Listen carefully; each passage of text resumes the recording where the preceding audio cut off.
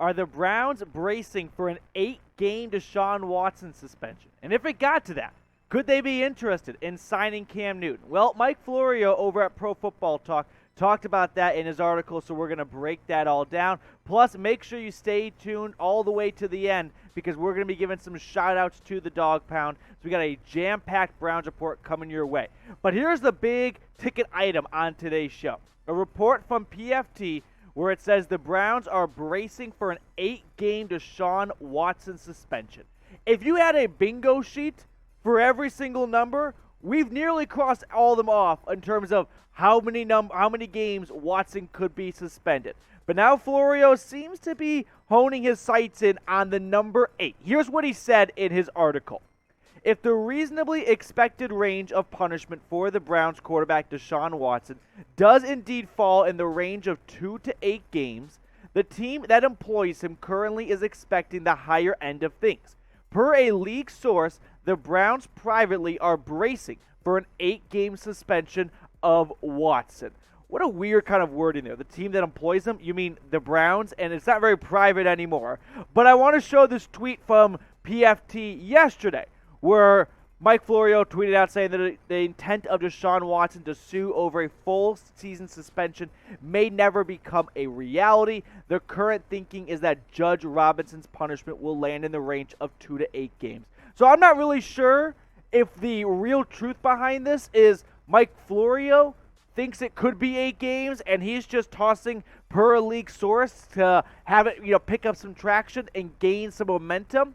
But let's go with an 8-game suspension. Whether or not Mike Florio ends up being right on this or he's just throwing stuff at the wall and hoping it sticks, and, well, if you say every single game possible, one of them is going to be right. But if it is indeed an 8-game suspension for Watson, and Jacoby Brissett is the starting quarterback, I don't like doing predictions because so much can change week to week. But what about just as a whole, 5-3, 8-game skid, 8-game mark for Jacoby Brissett? I know it seems outlandish for this team to lose the Falcons, who, in my opinion, will be the worst team in football this year.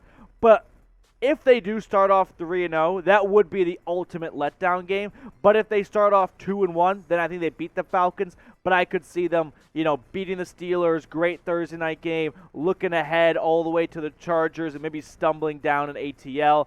And then pick up some wins down the stretch, a big home game against the Bengals on Halloween night, but tough out when you go to Baltimore with Jacoby Brissett. Overall, though, I think 5-3 with Brissett as your quarterback is very attainable. I don't think that's asking too much, and we'll look at more on why I think this is very much in the cards for Jacoby Brissett. But you saw this Browns team go 8-9 last season with not one of the necessarily worst quarterbacks in football, but just worst quarterback play, right? It was awful. 4 interceptions against the Ravens. This defense produced 4 interceptions against the Ravens, and the offense still could not muster up enough points to beat Baltimore. Threw 4 picks against Green Bay and was still in it until the last interception. So if Jacoby Brissett does indeed start 8 games for the Browns, what do you think their record will be? I'll go with 5-3. Right, you can move wins and losses around, but in general, I think the entire pie looks like a 5-3 record with Brissett when you factor in the rest of this roster. That is, I think, it's not quietly one of the best rosters in the NFL. It is one of the best rosters in the NFL, but because it's the Cleveland Browns, people aren't really giving them the credit they deserve. All right, next up on the show, are the Browns looking into signing Cam Newton? Another nugget from that Mike Florio PFT article we're going to check out. But first, we won the race to 10,000 subscribers against Giants Now, where producer Marshall's G-Men came up short. An expected great comeback from the Dog Pound. But now Marshall's racing me to 11K.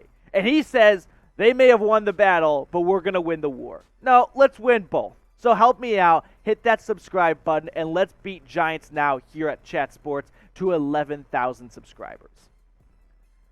So Pro Football Talk said there's been chatter over signing Cam Newton if a suspension were to happen for Deshaun Watson. Now, the Browns' current backup quarterbacks, of course, Jacoby Brissett, and then Josh Dobbs, if you don't remember, he came over from Pittsburgh during free agency. Now, last year, Cam played 8 games for the Panthers when Sam Darnold got hurt and P.J. Walker wasn't the answer, so they thought, well, why don't we bring back the quarterback who we cut so we could trade for Sam Darnold, who we ultimately decided was not our quarterback. Also, Teddy Bridgewater's in between that mix.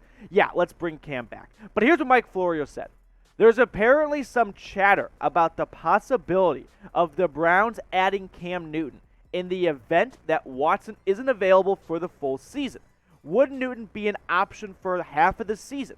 Would he be the backup to Brissett or the starter? I would say give me Jacoby Brissett over Cam Newton. I know that may sound weird to say out loud because it's Cam Newton we're talking about, but if you had an alien drop down to Earth just 2 years ago and only watched the last 2 years of Cam Newton, they would go, what's the argument here? Like, of course you're going to go with Jacoby Brissett. Sure, he's still just a backup, but Cam, and we're going to look at some stats in a moment, has been very bad the last 2 years, and he's not Superman Cam. But if you guys had to pick a quarterback, who would you go with? Would you roll with Jacoby Brissett, or would you roll with Cam Newton? I know the argument for Cam could be, well, he went to New England and he didn't have a traditional offseason, so he never got caught up on the playbook, and last year he just got tossed into the sinking ship on fire, which was the Carolina Panthers. Give him a true preseason and training camp, he can be old Cam. I don't really think so. When you look at just the last 17 starts, it's lopsided. Jacoby Brissett has been better in every way possible, essentially. I mean, just looking at stats here. Better yards, better touchdowns, fewer interceptions, and of course, the always riveting argument, are wins a QB stat, but still a better record for Jacoby Brissett. If you wanted to bring Cam Newton over, maybe you could have some fun with some red zone packages, throw some different looks at the defense and whatnot, but I don't think Cam Newton is a 17-game starter anymore in the NFL. One, the game moves pretty quickly. So for those of you saying, well, if he had a real offseason back in 2020 with the Patriots, it would have been different.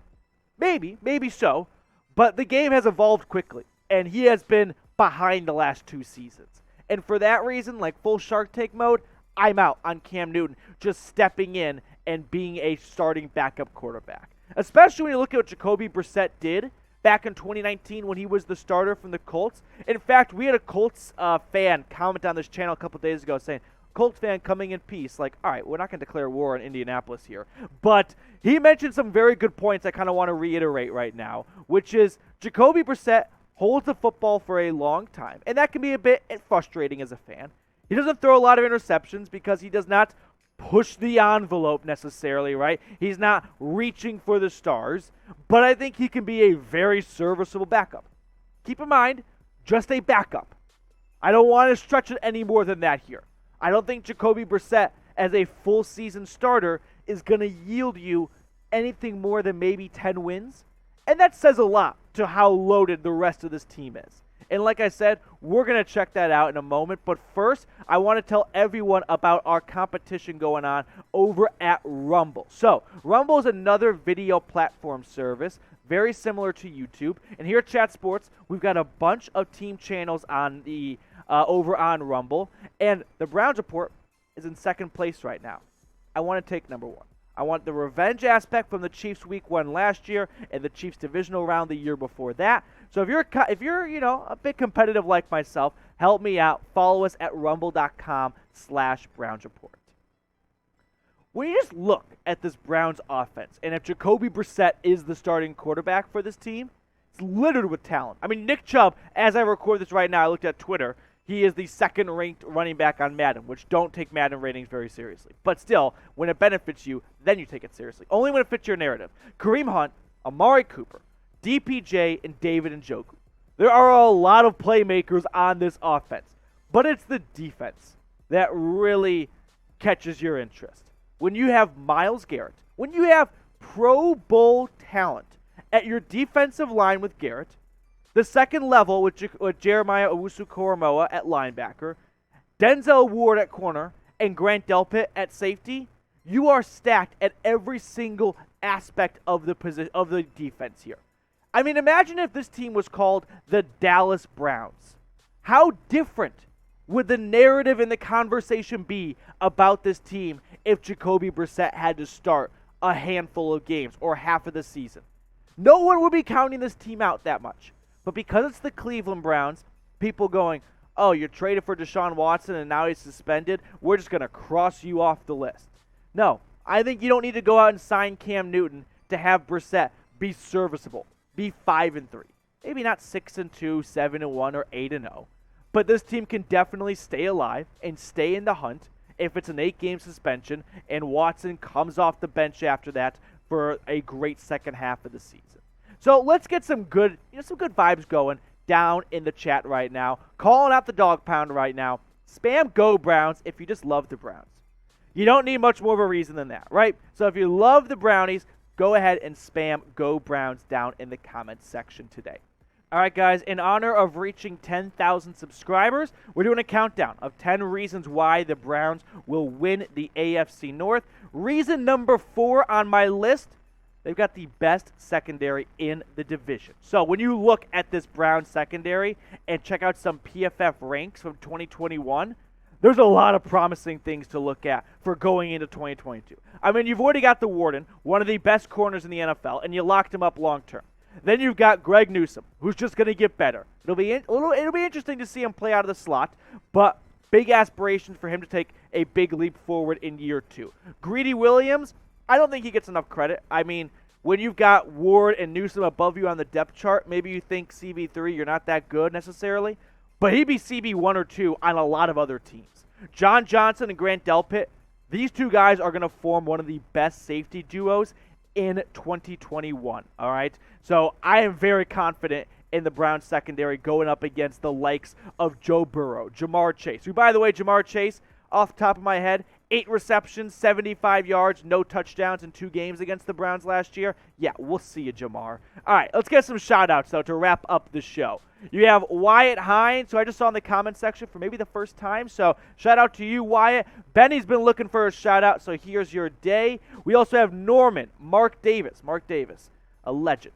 Doug, William, Teresa Reeves. Teresa is always lighting up the comment section, so be more like Teresa.